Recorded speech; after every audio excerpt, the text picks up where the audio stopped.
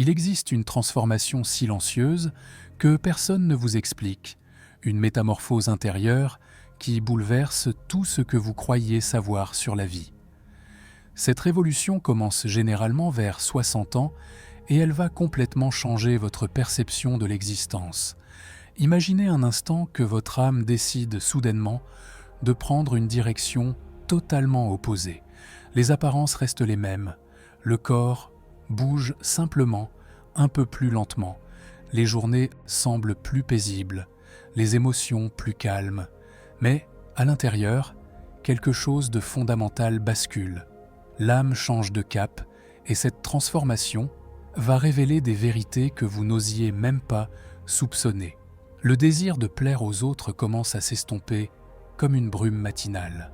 Le besoin constant de prouver sa valeur se dissout progressivement. Même les ambitions les plus tenaces perdent leur urgence habituelle. L'âme entame alors un voyage vers l'arrière, non pas comme une retraite, mais plutôt comme une recherche symbolique de ce qui fut abandonné dans la précipitation de l'existence. Carl Jung affirmait que la première moitié de la vie sert à construire l'ego, tandis que la seconde moitié consiste à retrouver l'âme. Ce retour vers soi n'est jamais facile, car l'âme refuse désormais les masques et rejette toute forme de prétention. Elle repousse tout ce qui semble forcé et exige une vérité parfois douloureuse à accepter. Cette vérité peut révéler que beaucoup de ce qui fut vécu n'était qu'une stratégie de survie plutôt qu'une vie authentique. À 60 ans, une étrange sensation de distance s'installe, comme si l'existence qui paraissait autrefois si pleine de sens ressemble maintenant à une représentation théâtrale. Malgré une stabilité extérieure apparente, beaucoup ressentent une fatigue profonde, qui n'est ni physique ni dépressive, mais existentielle. Cette clarté nouvelle permet à l'âme de murmurer enfin qu'il est temps de changer de direction et de cesser de chercher à l'extérieur ce qui ne peut se trouver qu'à l'intérieur. Cette phase invite à réexaminer l'histoire personnelle, le mariage, les enfants, le travail, les choix passés et les blessures anciennes. Tout refait surface, non pour blesser, mais pour être intégré dans une vision plus complète de soi. Si cette transformation résonne en vous, si ces mots éveillent quelque chose au fond de votre être, alors je vous invite à vous abonner à cette chaîne, car nous allons explorer ensemble les secrets les plus profonds de l'existence humaine. Et je vous promets que chaque vidéo vous apportera des révélations qui changeront votre façon de voir la vie. L'âme à 60 ans aspire à la complétude plutôt qu'à de nouveaux titres ou possessions matérielles.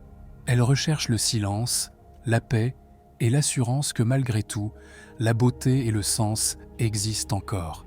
Quelque chose d'essentiel attend toujours d'être découvert. Cette période représente un nettoyage symbolique, un moment pour ouvrir les tiroirs intérieurs et abandonner les peurs héritées. Il devient possible de pardonner à ceux qui n'ont jamais su aimer correctement et de relâcher le besoin d'être toujours forte. Se regarder dans le miroir sans masque, sans artifice et sans mensonge devient enfin envisageable. Ceux qui traversent cette porte avec courage découvrent quelque chose de rare et précieux. Ils réalisent que l'âme ne vieillit jamais, mais retourne simplement à sa forme la plus pure. Ce qui semblait être une fin se révèle être le commencement d'une nouvelle façon de vivre, plus profonde, plus légère et plus authentique. Voilà le secret dont personne ne parle, la courbe que personne ne signale. Mais pour ceux qui écoutent leur âme, cela devient le chemin qui ramène à la maison. Certains nomment cette période maturité, d'autres l'appellent vieillissement. Mais il existe quelque chose qui dépasse les mots. À 60 ans, le corps peut ralentir, mais dans l'âme, quelque chose s'accélère discrètement, comme si tout ce qui fut reporté exige maintenant son espace, comme si les affaires inachevées de la vie murmurent doucement que le moment est enfin arrivé. L'étrange particularité de ce changement réside dans son invisibilité. Un jour, sans raison apparente, Vous vous réveillez avec la sensation que certains vêtements n'ont plus de sens, que certaines conversations sont devenues ternes, que des choses dont vous étiez autrefois fiers semblent maintenant être un fardeau. L'âme commence alors à poser des questions fondamentales. Qu'est-ce qui continue de m'émouvoir vraiment? Quelle partie de moi reste intouchée par les attentes des autres? Que ferais-je si je n'avais plus personne à satisfaire? Ces interrogations ne surgissent pas par hasard, mais germent comme des graines d'un nouveau cycle. Car à 60 ans, le temps ne se mesure plus par la quantité, mais par la qualité. L'urgence ne vient plus de l'extérieur, mais directement de l'âme. Carl Jung croyait qu'après la phase d'adaptation et de conquête, la psyché cherche la réintégration. Cela ne peut se produire que lorsque l'espace existe pour confronter ce qui fut oublié. L'ombre, comme il la nommait, commence à demander sa présence. Cette ombre n'est pas quelque chose de négatif, mais simplement ce qui fut exclu de votre histoire. Les parties que vous ne pouviez pas vivre, les rêves archivés, l'intuition réduite au silence. À 60 ans, tout cela commence à remonter à la surface, non comme un poids, mais comme une possibilité. Il n'est pas rare à ce stade de ressentir une envie soudaine de changer de direction, de retourner aux études, de mettre fin aux relations toxiques, de recommencer là où cela semblait autrefois trop tard. Pourquoi cette urgence nouvelle? Parce que l'âme ne suit pas le tic-tac de l'horloge, mais répond à l'appel intérieur. Quand l'âme réalise que malgré toutes les batailles, la vie reste présente, elle tente à nouveau. Elle veut vivre ce qui demeure sans prétendre. C'est pourquoi tant de femmes commencent à s'épanouir durant cette étape de leur existence. Elles cessent de s'excuser, arrêtent d'adoucir leurs forces et ne demandent plus la permission d'exister, simplement. La beauté qui émerge à 60 ans n'a rien à voir avec l'apparence extérieure. Elle concerne la liberté, la vérité et la complétude. C'est une beauté qui dérange ceux qui vivent encore en surface, parce qu'elle est trop authentique, trop silencieuse, trop réelle. Celle qui la porte n'éprouve plus le besoin de prouver quoi que ce soit. Peut-être ressentez-vous quelque part au fond de vous que ce tournant est arrivé, que vous ne vous reconnaissez plus dans vos anciens rôles, qu'il existe un désir d'aller plus profondément, de vous préoccuper de ce qui compte vraiment, de dire non sans culpabilité, de dire oui avec votre cœur. Cette impulsion n'est pas égoïste, mais constitue un éveil. C'est le début d'un nouveau chapitre où vous ne vivez plus pour les autres, mais à partir de vous-même. Ceux qui embrassent ce tournant avec courage découvrent quelque chose de rare. La paix de simplement être soi-même sans crainte, parce que l'âme est enfin autorisée à respirer à son propre rythme. Il existe quelque chose que peu de personnes disent à voix haute, mais que beaucoup ressentent en atteignant cette étape. La réalisation qu'elles ont passé la majeure partie de leur vie à vivre pour les autres. Pour les enfants, le partenaire, la famille, le travail, les devoirs sociaux. Tout cela a pris tant de place qu'il reste maintenant un vide étrange, une pièce inoccupée. C'est dans cet espace même que l'âme commence à se mouvoir. Elle ne veut plus être utile, mais authentique. Dans un monde qui vénère la productivité, cela peut sembler étrange. Mais l'âme n'est pas là pour être productive, elle est là pour être complète. À 60 ans, elle semble murmurer qu'elle a suivi tous les ordres et que maintenant, c'est son tour. Ce renversement des valeurs peut être effrayant, car personne ne nous y prépare. La société dépeint le vieillissement comme une phase de déclin. Mais Jung voyait l'opposé, considérant cette étape comme la plus riche, la plus symbolique, pleine de véritable potentiel. Parce que maintenant, l'ego se retire, l'orgueil s'estompe et le temps commence à révéler ce qui était caché depuis toujours. Il arrive souvent que durant cette phase, d'anciens souvenirs reviennent avec une grande force, des moments d'enfance, des personnes significatives, des lieux emplis de nostalgie. Mais ce n'est pas simplement de la mélancolie.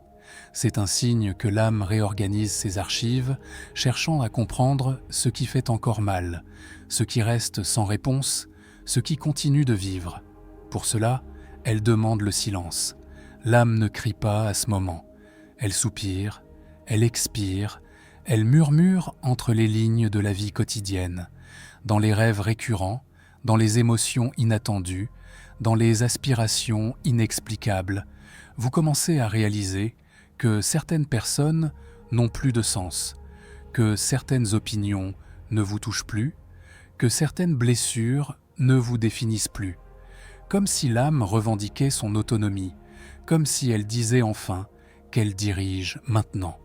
Mais pour que cela se produise, vous devez écouter. Écoutez la tristesse qui surgit sans raison. Écoutez le corps qui demande plus de repos. Écoutez l'ennui qui s'installe là où il y avait autrefois de l'excitation.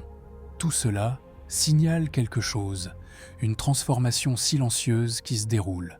Ce changement n'est pas superficiel, mais structurel. Il démantèle les anciennes images, dissout les rôles et vous confronte à quelque chose que vous avez peut-être évité toute votre vie, votre propre vérité. À ce tournant, beaucoup découvrent enfin la spiritualité, non comme une doctrine, mais comme une expérience vécue, un état de présence, une conscience intérieure profonde. Jung disait autrefois que personne ne devient éclairé en imaginant des figures de lumière, mais en prenant conscience de sa propre obscurité. À 60 ans, ces mots prennent un nouveau poids. Parce que maintenant, l'obscurité n'est plus l'ennemi, mais un seuil, l'utérus dans lequel quelque chose de nouveau commence à grandir. Ce qui semblait autrefois être de la solitude commence à se révéler comme une rencontre avec l'essentiel, avec ce qui a toujours été là, attendant silencieusement d'être embrassé. C'est fascinant comme à 60 ans, même les mots changent de signification. Le temps, par exemple, ne signifie plus hâte, mais présence. Vous cessez de mesurer vos journées par les tâches accomplies et commencez à les ressentir à travers la profondeur de vos moments. La vérité dans chaque geste, la paix qui habite les espaces intermédiaires. L'amour change aussi à 60 ans. Il cesse d'être attente et fantaisie pour devenir un choix conscient. Vous n'aimez plus pour compléter quelque chose, mais pour accompagner. L'amour n'a plus besoin de démonstration, mais devient silence partagé, regard qui comprend, présence qui honore l'espace. La peur, de son côté, perd son emprise. Vous avez trop vu pour être effrayé par de petites choses. Vous êtes tombé et relevé tant de fois que la peur devient juste un rappel de votre force passée. À 60 ans, il existe une sagesse qui ne peut s'expliquer, une clarté qui ne vient pas des livres mais des cicatrices, une connaissance qui vit dans le corps, parle à travers les yeux et s'exprime sans effort. C'est exactement pourquoi cette sagesse dérange. Elle trouble ceux qui jouent encore dans le théâtre de l'ego, qui confondent valeur et apparence, qui assimilent jeunesse et pouvoir sans réaliser qu'une âme mûrie devient un terrain fertile pour la création. Parce qu'à cette étape de la vie, les choses les plus belles commencent à émerger, les histoires les plus profondes, les conseils les plus honnêtes, les pauses qui guérissent. Mais seul ce qui a eu le courage de mourir peut renaître. À 60 ans, beaucoup de choses doivent mourir. Le besoin d'approbation, l'illusion du contrôle, l'habitude d'essayer de sauver tout le monde, la pression d'être parfaite. Quand tout cela meurt, quelque chose d'extraordinaire se produit. Vous commencez à respirer différemment, comme si après des décennies de constriction, l'âme ouvrait une fenêtre. De ce côté intérieur, tout semble plus vivant, plus sensible, plus vrai. C'est pourquoi beaucoup à cette phase ressentent une envie profonde d'écrire, de peindre, de marcher seul, d'étudier à nouveau, de méditer, de voyager. Non pour voir des lieux, mais pour se découvrir dans de nouveaux endroits. L'âme aspire à l'expression, elle veut sortir de son confinement, être vue non pour les autres, mais pour elle-même. Chaque pas sur ce chemin constitue une forme de guérison qui ne vient pas de médicaments, mais de faire la paix avec son propre temps. Vous ne voulez plus courir vers le passé, ni vous précipiter vers l'avenir. Vous voulez simplement être ici pleinement, présente. C'est la plus belle forme de sagesse, être dans l'instant avec tout ce que vous êtes, sans rien cacher, sans vous excuser du temps que cela a pris, sans demander la permission de recommencer. Il existe une saison intérieure qui ne fleurit qu'après 60 ans. Elle ne ressemble pas au printemps de la jeunesse, plein de hâte et de promesses. C'est un printemps plus silencieux, plus mature, qui a grandi à partir de racines, ayant survécu à de nombreuses tempêtes. Quand il fleurit avec vérité. Cette saison suit un rythme différent. Elle ne demande pas beaucoup au corps, mais exige énormément de l'âme. Elle vous invite à revisiter les accords silencieux de votre vie, les mots tus, les compromis douloureux, les promesses d'enfance faites devant le miroir. C'est un temps de réconciliation avec votre propre histoire, mais contrairement à avant, il n'y a plus de blâme maintenant, il y a de la compassion. Vous ne vous grondez plus pour ce que vous avez mal fait, vous l'acceptez, le comprenez et embrassez vos anciens moi avec la tendresse de quelqu'un qui sait qu'ils ont fait de leur mieux avec ce qu'ils avaient. Cette compréhension n'est pas passive, mais libératrice, car seuls ceux qui se pardonnent vraiment peuvent avancer légèrement. La légèreté devient urgente à 60 ans. Non pas une légèreté superficielle qui prétend que rien ne fait mal, mais une légèreté consciente qui reconnaît que la douleur est là sans pour autant régner, que le désir existe encore sans peser lourdement, que l'absence persiste sans paralyser. Jung appelait ce processus individuation tardive, comme si l'âme, après des années d'adaptation au monde, disait enfin qu'elle veut maintenant se trouver.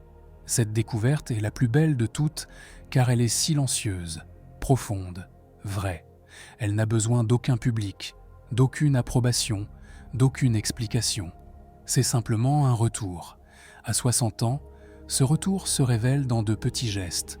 Une promenade sans destination, un livre qui fait pleurer, une vieille chanson qui réveille des souvenirs oubliés, un coucher de soleil qui semble soudain nouveau, une reconnexion avec quelqu'un qui vit depuis longtemps à l'intérieur de vous.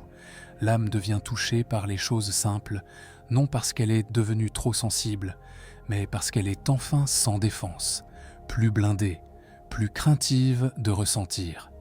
Cette sensibilité n'est pas faiblesse, mais force raffinée. C'est le résultat de tout ce qui a été vécu, surmonté et profondément ressenti. En même temps, c'est la porte vers ce type rare de sagesse qui ne cherche pas à enseigner mais à inspirer. À 60 ans, vous n'avez plus besoin de convaincre personne. Vous vivez simplement dans la vérité, avec dignité, avec présence. Cette présence touche les autres, vos enfants, vos petits-enfants, vos amis, même des inconnus. Quand une âme devient complète, elle illumine tout autour d'elle. Il existe une beauté qui n'apparaît que quand la précipitation disparaît. Elle se montre dans les rides du visage, dans les pauses entre les mots, dans les yeux qui ont beaucoup vu et peuvent encore être émus.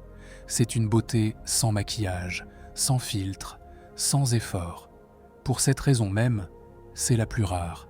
Cette beauté ne crie pas, elle rayonne. Elle n'exige pas l'attention, mais demeure. Celles qui la possèdent ne s'en rendent souvent même pas compte parce qu'elles ont passé une vie entière à essayer de se conformer à des standards qui n'ont jamais reconnu leur lumière.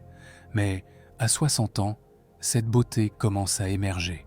Elle surgit quand vous cessez de lutter contre le temps, quand vous arrêtez de chercher la validation dans les miroirs des autres, quand vous réalisez que votre histoire, avec toute sa douleur et tous ses choix, mérite d'être célébrée.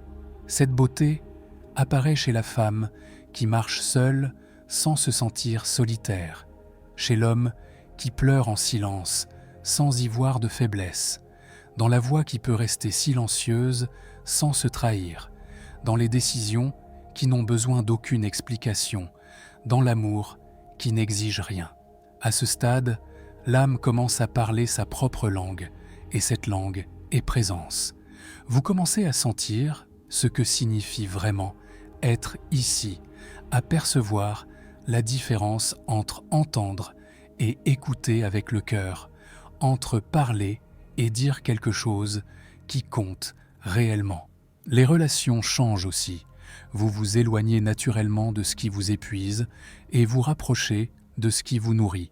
Quand personne d'autre n'est là, vous découvrez que vous avez appris à vous tenir compagnie. Voilà la liberté, quand la solitude ne signifie plus absence, mais présence de soi. Quand le silence n'est plus inconfortable, mais devient refuge. Quand le temps n'est plus compté, mais devient espace pour respirer, se souvenir, ressentir, exister plus légèrement.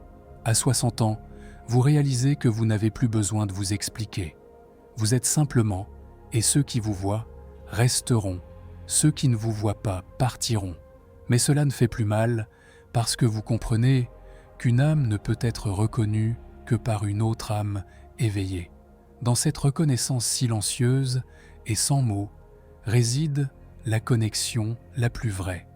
Une connexion qui ne lie pas, n'exige pas, ne contrôle pas, mais permet simplement, comme une rencontre entre miroirs, comme une danse dans le silence, comme la certitude que malgré tout, une vie de complétude reste possible.